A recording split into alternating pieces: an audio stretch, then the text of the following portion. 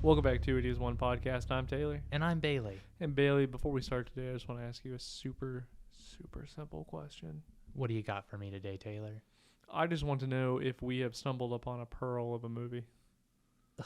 A pearl of a movie? Yeah. We've stumbled across a movie named Pearl. Oh, shit, we have? Yes, sir. Oh, I can't believe we stumbled across that. I think we're a little late to it, though.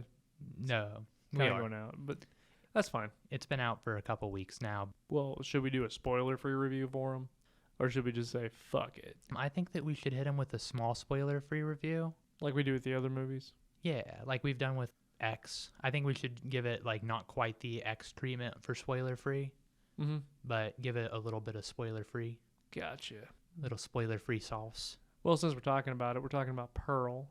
It is a 2022 film written and directed by Ty West.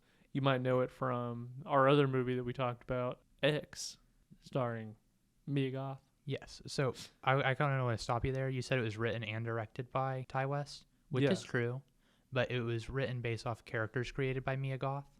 It doesn't count. I mean, I'm just saying she had a huge part in behind the scenes creation of this movie beyond just being phenomenal in it. Right. Obviously, we're going to be on the Mia Goth train. And Mia Goth, if you are listening to this, please let me buy you dinner. All right. Mia Goth, if you're out there, I just want to take you out to dinner one time. Like, if I had my top 10 hottest women right now, you're definitely number one. Yeah.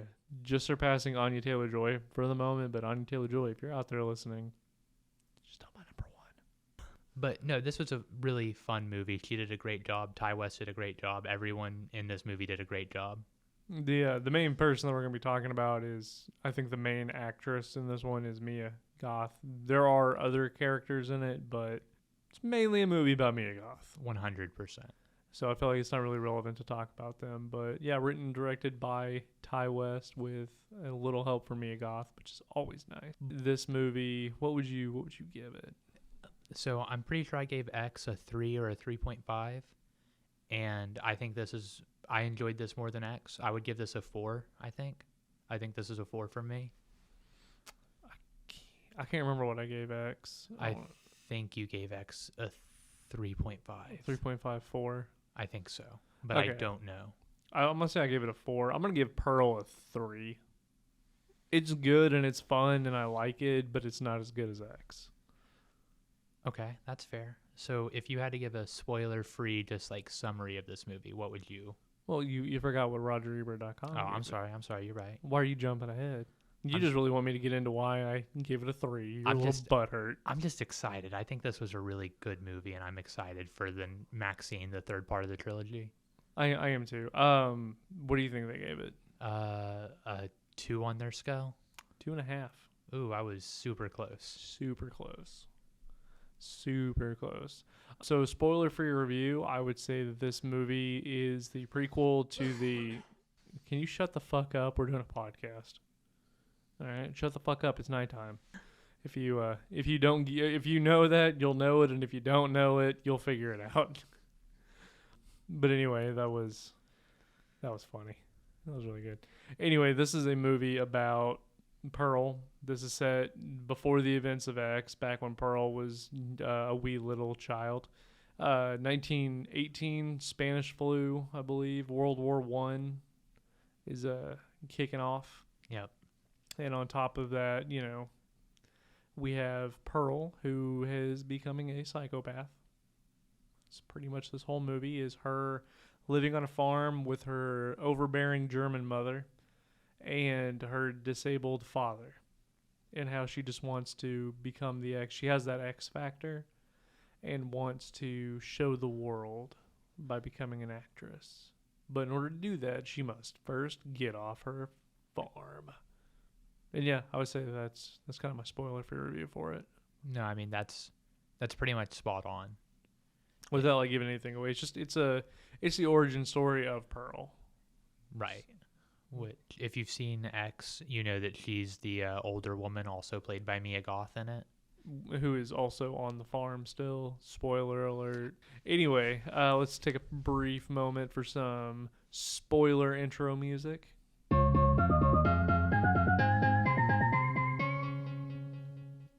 That was good.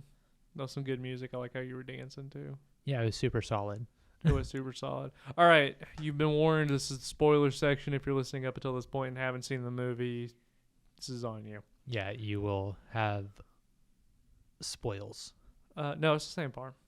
Is it? Yeah, it's literally the same farm, laid out the exact same way. The guest house that they sleep in is the one that she was in. She goes to the guest house.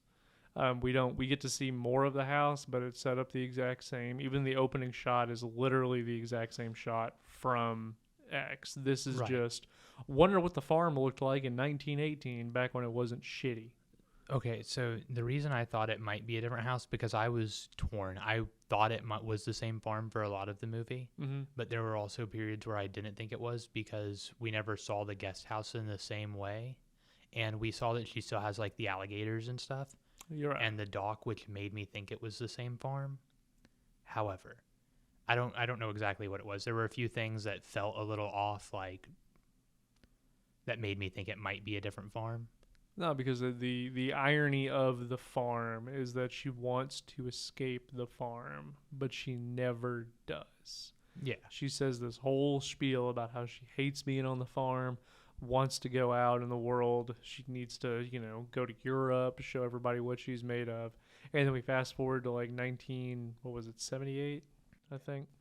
We fast forward 60 years later and she's still on the farm, still married to the same guy, and they're just living a decrepit lifestyle. But that's the irony of it, is that she's still there. So yeah, no, it's definitely the same farm.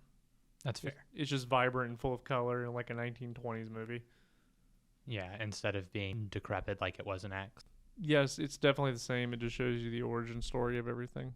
I think it's the same movie. It's the same movie set pretty much. It was filmed back to back. We got to see what the barn looked like when it actually had animals in it, which was nice to go back and see everything.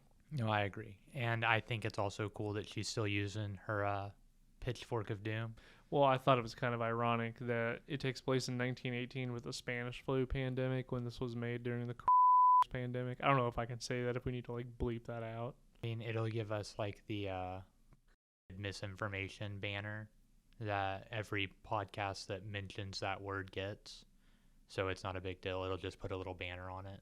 Well, we're not spreading misinformation. Right. That banner isn't for spreading misinformation. It's if you talk about they pop that banner on there in case you are. Well, how are they going to know?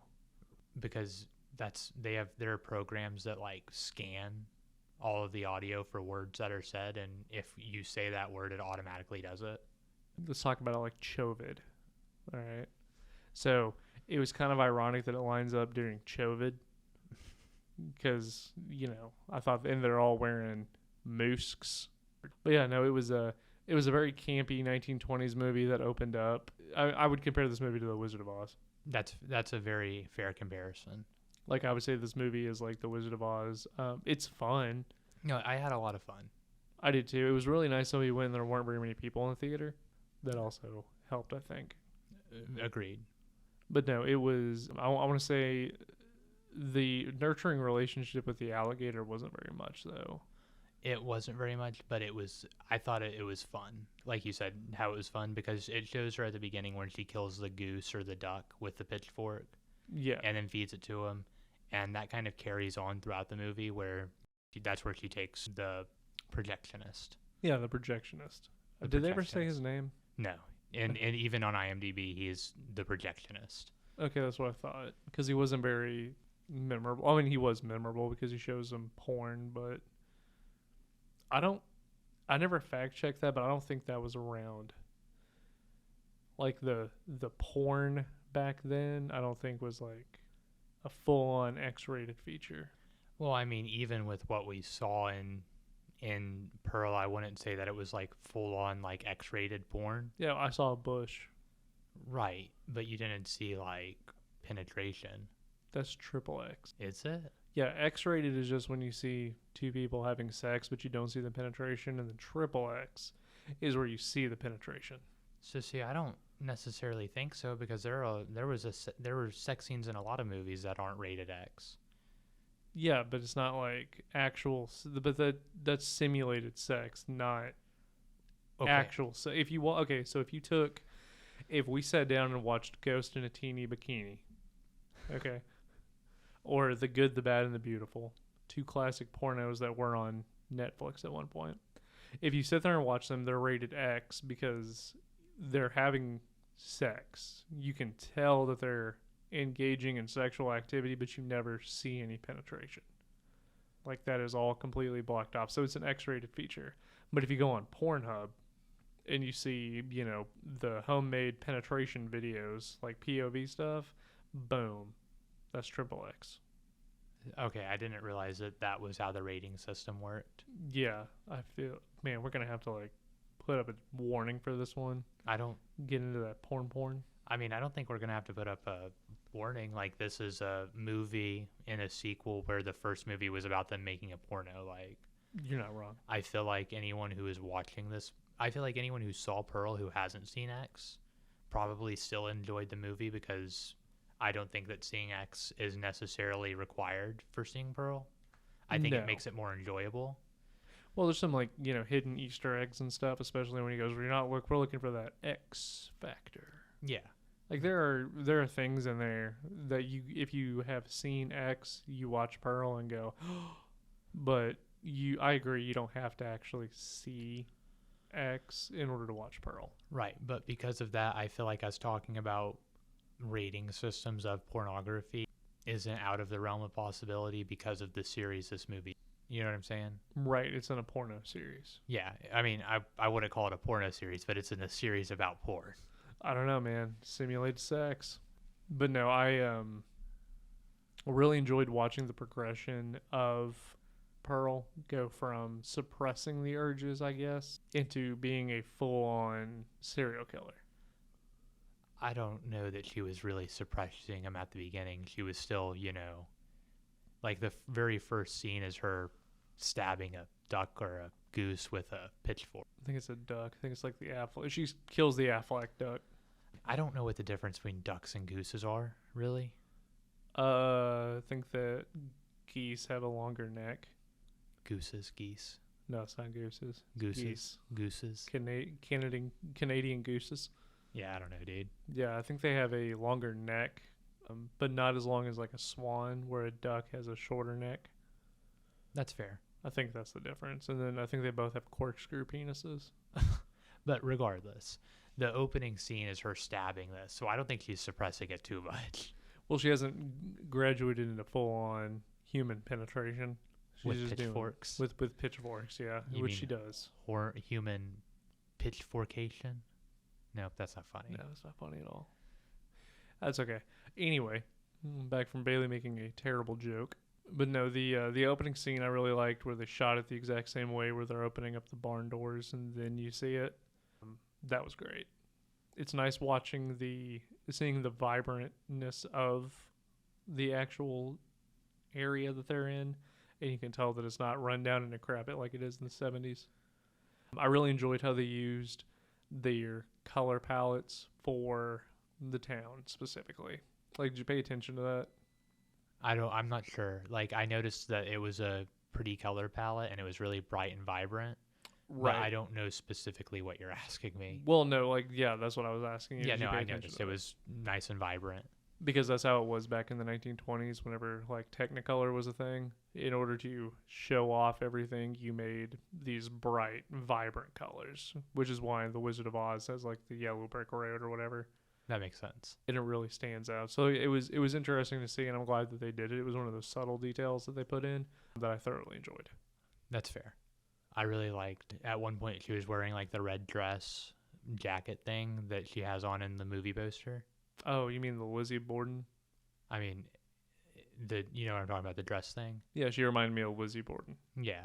I thought the color of that was really good, especially with the contrast of everything else, because it's one of the brightest reds other than like blood and stuff. Well, yeah, that's why you wear the bright red. No, I know. I think Deadpool teaches us that. Yeah. That is a solid Deadpool reference. Yeah, wear the red so you don't see the blood. But no, I think progression of Pearl was good. It's a movie that's very focused on her, but it doesn't really leave out the character progression of the other characters. Like her mom, you can tell cares about her deeply, but comes from a different time where she's had to work for everything and is upset because all the farm hands have left to go fight the war. And now that she's struggling, she doesn't want Pearl doing stupid stuff. She cares about her, but only wants the best thing for her.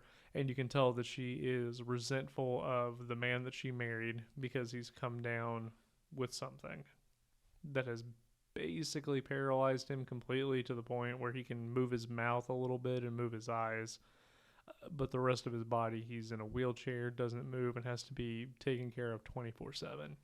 And I think she even mentions in the movie this: you're supposed to marry a person and become their wife, and I became his mother. Exactly. So you can tell that, and you watch the progression of her resentment and just hatred for everything. And then probably the jealousy of Pearl, I would say.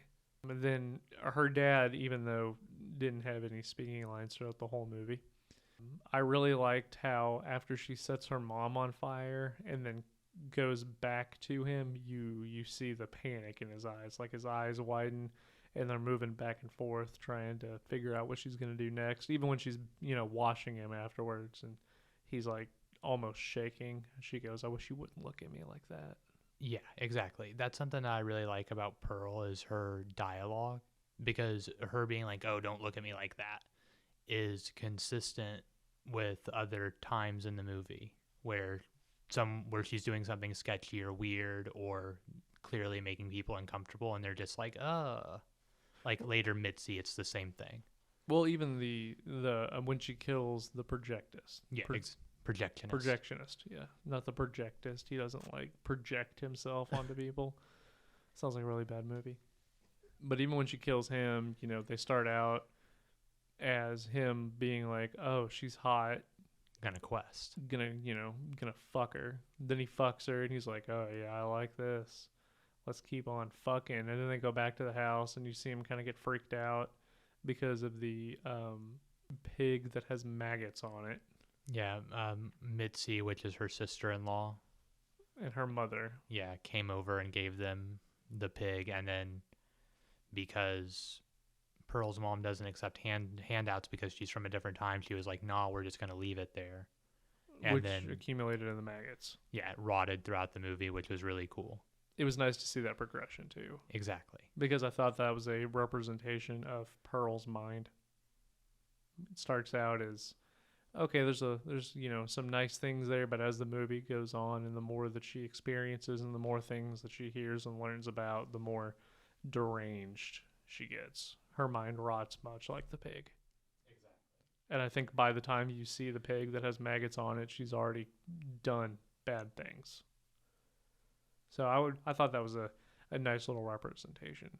But basically he gets freaked out by her because she catches herself in a lie because she throws her mom, who had been burned, into the cellar, and her mom makes a commotion trying to crawl up the stairs, and she blames it on the dog. And the mess in the kitchen or the dinner table area / kitchen, it was kind of the same room. Yeah. Was because of the dog. So exactly. That's why she locked him in the basement. And then when he asks, "Well, what's your dog's name?" she immediately goes, "Oh, we don't have a dog." And he goes, "What about the dog in the basement?" And she goes, "Oh, yeah, about that." And then he gets freaked out and wants to leave. And it is the rejection that she has experienced her whole entire life that just boils up into this raging. It's like it's an anger. It's a jealousy anger thing. The one person who is supposed to change her life, show her the things that she wants to see, has ultimately rejected her after accepting her because, much like her mother said, once they know this dark side of you, they will be scared. Exactly. And then she, stabs him through the heart. I was going to say shot through the heart, but it was 1918. They didn't have guns back then.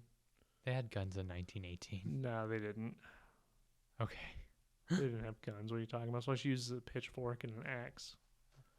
That's fair. I never thought about it like that. Yeah, fucking idiot.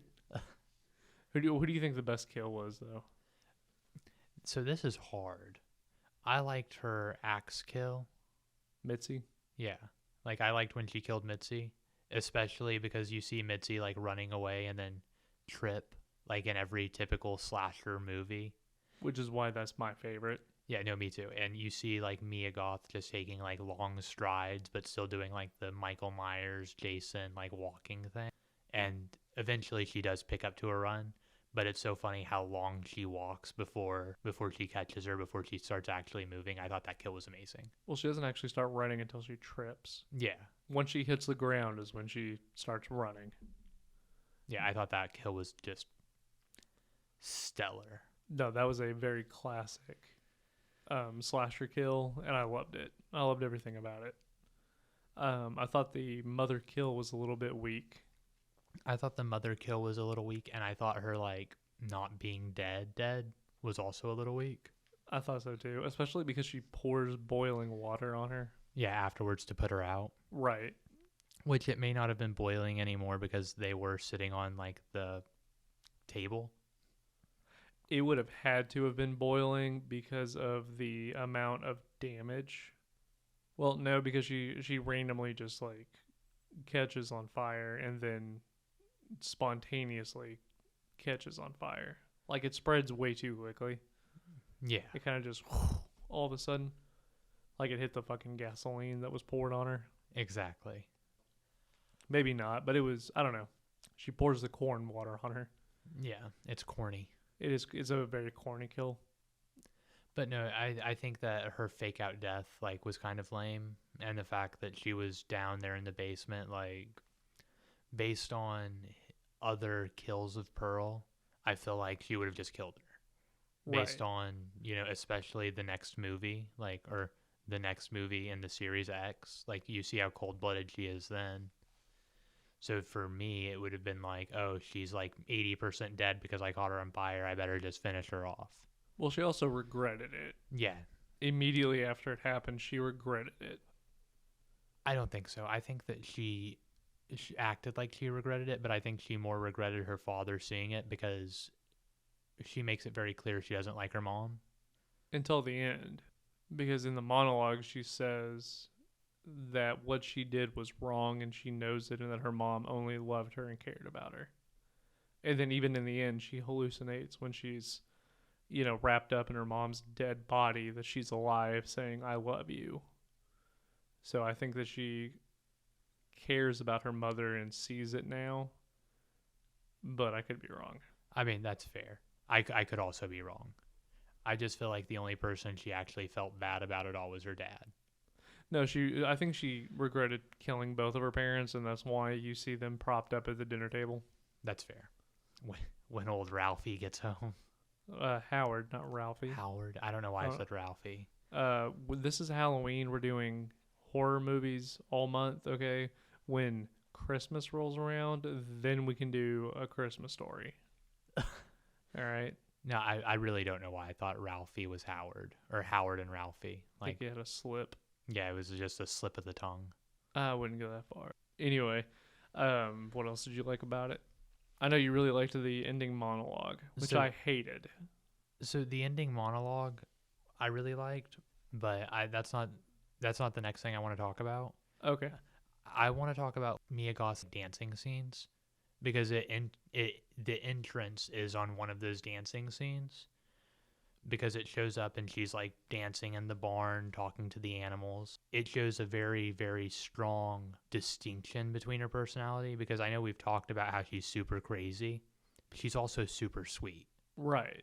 It's like she's so nice to the animals up until she stabs the duck with the pitchfork. Like during that scene, she's happy, she's dancing, she's talking to him. And it's just really interesting, like how separate they become. Yeah, she's bipolar. Yeah. And I thought that scene was cool. And then I thought the scene where she was dancing in front of the judges was really good, especially because it shows the scene to us from her perspective during it while she's dancing. And it's like the most spectacular, marvelous routine anyone's ever done. And then the judges are just like, no, That's not what we're looking for. that is really good because you can literally see on her face how she goes, "What the fuck? I'm the greatest. Like Right. I've been the greatest forever. How are you denying me here?" No, I agree. I think that it's that distinction. You can see that she's losing her grip on reality more than anything with those scenes, because she, in her mind, is a star. This was a star performance. She even says that's the best dancing I've ever done.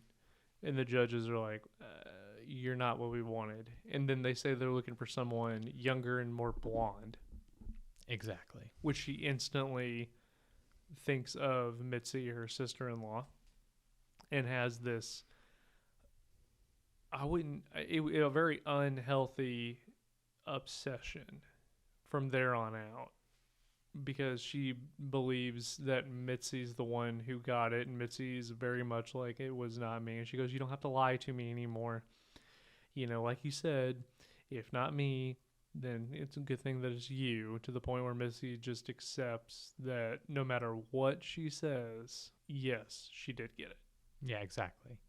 And this is where the monologue starts, or this is around the time of the monologue. Well, I mean, yeah, because I know you really liked. I didn't like the monologue because I felt like it drug out too much. I appreciate it from a cinematic standpoint because it was one continuous shot. I really enjoyed that, and really enjoyed the way that she delivered it. But it was too long, and my attention started to slip. So that's fair. But you said the things I liked about it. It was all done in one shot, which I think was amazing. Mia Goth's performance in this movie, like, I know we've talked about it and we've said it, and I'm going to say it again. She does so good. And remembering her lines in this, delivering it super well, and showing the, like, raw emotion that she had is awesome. Like, it's one of the best scenes I've seen in recent movies for sure. I don't know when the last time I saw a scene that was that good was, but to me, that's one of the best scenes I've seen in a really long time. It wouldn't be on the same level as, like, the continuous one shot from Birdman. But, oh, have you never seen that movie? I don't think so. I don't know what shot you're talking about. With Michael Keaton and. Anyway, I'll show it to you. It's like half the movie. Oh, that's just one shot? Yeah, it's like one of the ones that most of the movie was one shot. Okay, so yeah, that would be super impressive too. Right, but I mean, it's not on that same level, but I think that it's grouped in that category of this was all one shot and it was just continuous, never breaks, perfect. Yeah, because, and like I said, it's just because of how good her delivery was. If her delivery hadn't been good, because I'm not going to say anyone can remember lines. Remembering lines in itself isn't what made it so magical. It was the emotion she was able to display and the way she delivered them. Which was the whole movie, and that's why I'm so high on Mia Goth. Yeah. And I think that if you watched X and you didn't have a raging hard on for her, you will after this one, because of the delivery of, basically, I think I said it after the movie.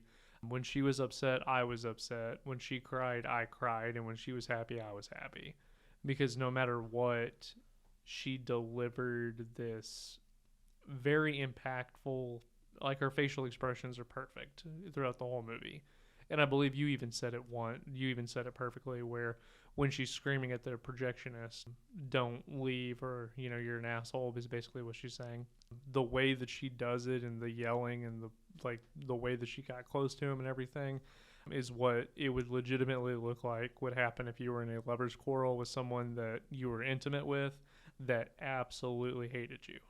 The display that Pearl did during those scenes where she's just, like, yelling and you can see, like, her teeth and her mouth, like, fully open, and she's in their face and she's, like, shoving her finger, that's very reminiscent. I've had exes like that. It's just well done, because most acting, when people are mad, it seems bullshit. Right. Like, even if, like, you're suspending your disbelief and you're like, oh yeah, they're mad, this was really good. This almost was as good as when in Django, when Leonardo DiCaprio cuts his hand and then keeps going. Yeah, like, I got, like, a similar vibe from this. Obviously, she didn't cut her hand or hurt herself, but in that movie, you can tell that he is the character. And Mia Goth feels like Pearl. She is the character. She is actually mad. It's just done so well. I don't know if she went into, like, method acting for this one, but I would say that she would be a very, very good method actor because you're right. She immerses herself into that role and becomes Pearl. And in that moment, even when she was screaming at her mom, "I hate you," it felt real. It felt sincere. One of the small details that I really liked about it was when she was crying after the judges had rejected her. When she pops her head up, her mascara is running and there's literal snot dripping down her nose, so you know that she was crying. And that happens more than once. It does, and it makes me think that she was legitimately crying for those scenes because I don't know how you would make the snot, because that does happen if you're like bawling your eyes out. But I don't know how you would be able to recreate that almost like perfectly. Yeah, no, she had to have actually be able to just sob on command. It's amazing.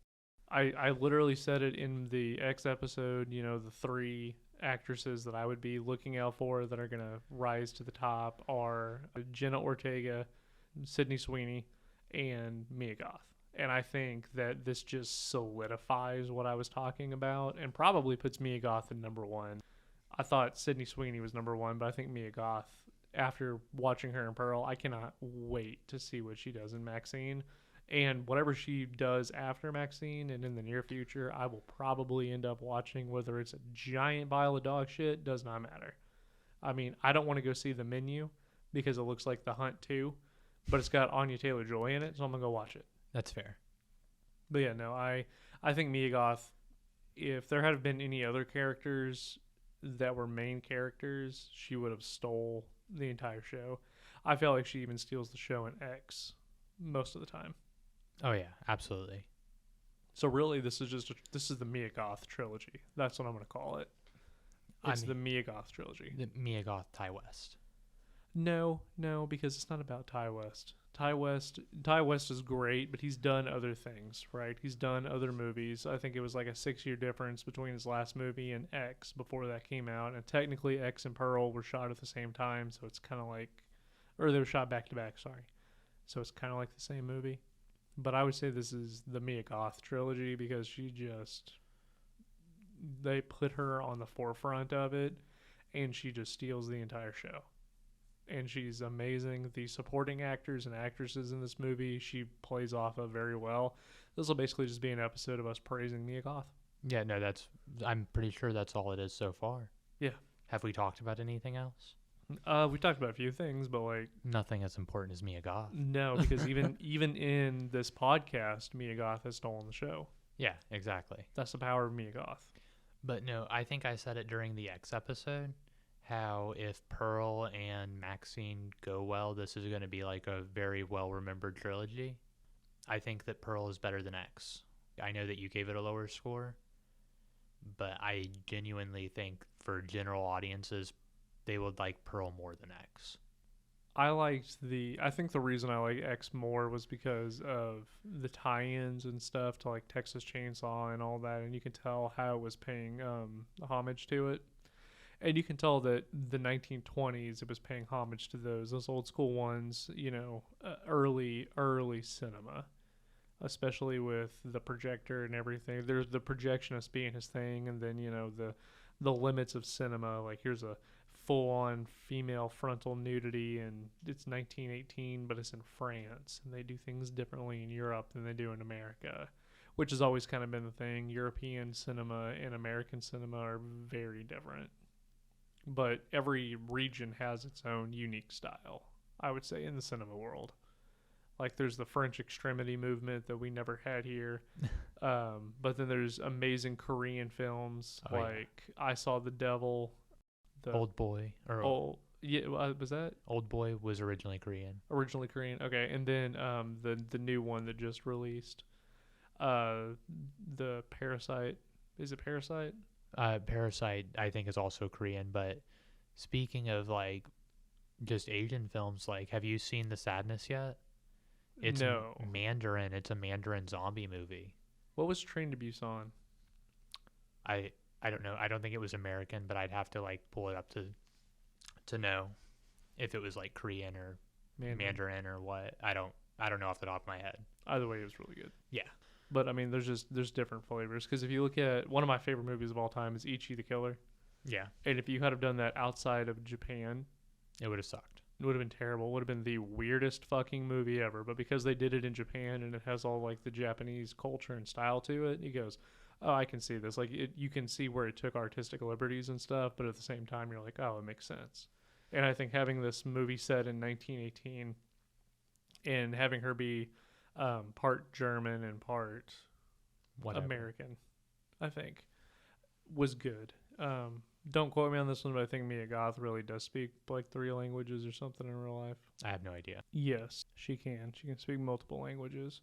Also, upon Googling this, do you know what her like full name is? I have no idea. I didn't know this one, but it is Mia Gypsy Mello da Silva Goth. That's a lot. That is her legal full name. Born in 1993. She's also English, if you didn't know that. Which I've heard interviews with her where she's like talk normally and all that, and even done her English accent, which would be her Southern accent that she puts on. So apparently it's like really easy to do, I guess.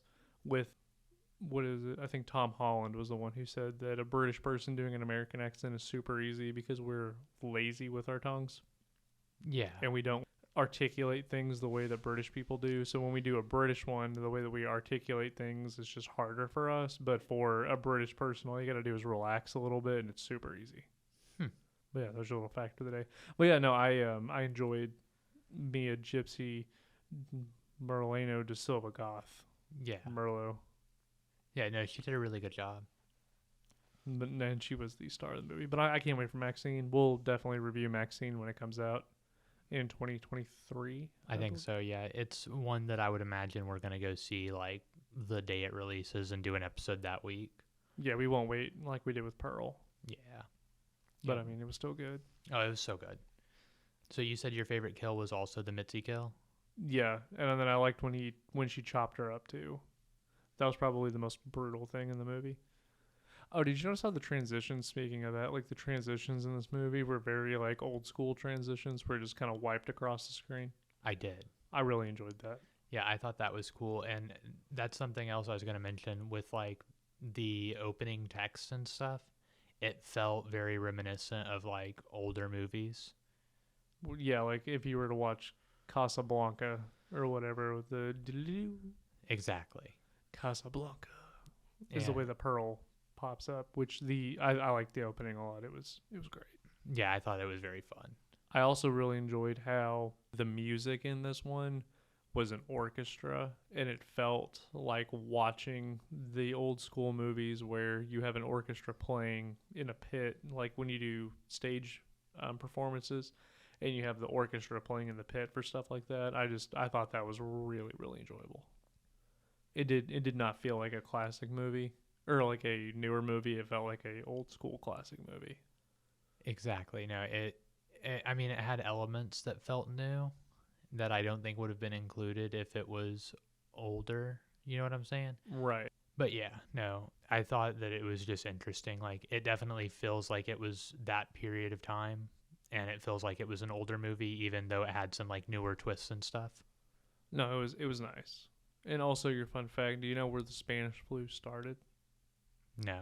On a pig farm in Kansas. Did it really? Yes, it really did.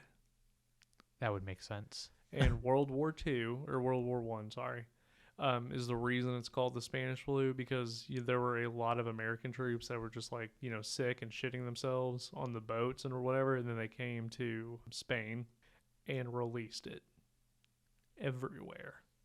And it really started showing up and hit Spain. So that's why it was nicknamed the Spanish flu, even though it started in Kansas, That's super wild. more than likely. So, yeah, Spanish flu. But no, I enjoyed that it was like an older movie and really had that older movie feel, and even the stuff that they used. It was a very period piece for the most part, and I enjoyed that. I like how it paid homage to the old school stuff. Like, it's good. It's a good movie overall. Yeah, I like the silent films in it, like the ones we got to see. And really felt like silent films too. Oh yeah, absolutely. Those were great. I liked the old school theater feeling too, which we don't really get nowadays. No, not really. But the theater experience for this movie wasn't bad. No. I would say the theater experience was good because nobody was really there. Exactly. Do you have anything else that you want to specifically talk about in regards to, like, is there any other scenes you really liked? No, I don't have anything. Do you?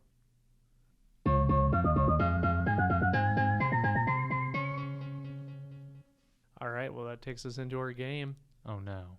Ha ha ho. Do you, gonna love this one? Are we? Yeah. Because we're playing a game that I like to call Okay. First Time on the Big Screen. Okay. So the rules of the game are simple and easy. Okay. I'm going to take very famous actors and actresses, and I'm going to give you 4 choices of the first movie that they appeared. I'm not including TV shows, and I'm not including Made for TV movies. TV show. Yeah, made for TV movies are not a thing. Straight to VHS is okay. And do you want this to be a punishment? I don't think so. You I don't think think this so? should just be like a funsies one, unless you want there to be a punishment involved. No, we'll make it a funsies one. Ooh, shit, funsies. So because of this, you got to get 2 out of the 5 Okay. in order to pass. Okay. Are you ready? Sometimes. Denzel Washington. Was his first film Wilma, Flesh and Blood, License to Kill, or Carbon Copy? Flesh and Blood? Is that your final answer? Sure. No. It's Carbon Copy, which was a comedy and kind of feels out of place for him. Now, if we were talking, so he's the example of why I specifically said that, because if you're talking about TV movies, he actually had one, I think, like 3 or 4 years earlier. All right. This is more recent. These next 2 are more recent people. Okay. Emma Stone. Because I like Emma Stone a lot. Was her first movie The House Bunny, The Rocker, Drive, or Superbad? Superbad? You are correct. That was Emma Stone's debut movie and kind of what got her started in comedy. You can tell she has a knack for it. That makes sense. Superbad was solid. It was solid. Jennifer Lawrence. You know who Jennifer Lawrence is, right? Yeah, I can see her. Okay. X-Men First Class, The Beaver, Garden Party, Like Crazy. Garden Party?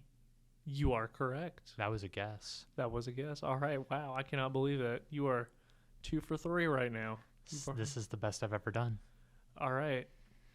Next one, Natalie Portman. Was her first movie Developing, Leon the Professional, Heat, Beautiful Girls? Leon the Professional? Damn, that was the one that I knew you were going to get. I did that one because I thought you would get it. Yeah. Okay, I'm really glad that you did that since we literally talked about that in the couple weeks Leon ago. episode. Yeah. All right, wow, you only missed one. So far. Apparently you don't like Denzel Washington. I just wasn't familiar. 3 out of the 4 is really impressive. All right, last one. This is for all the marbles. Margot Robbie. All right, because I'm obsessed with her. Is it Vigilante, The Elephant Princess, I See You, The Wolf of Wall Street? Can you go through this again? Is it Vigilante, The Elephant Princess, I See You, The Wolf of Wall Street? I'm going to go with a guess of Vigilante. You are correct. It is Vigilante.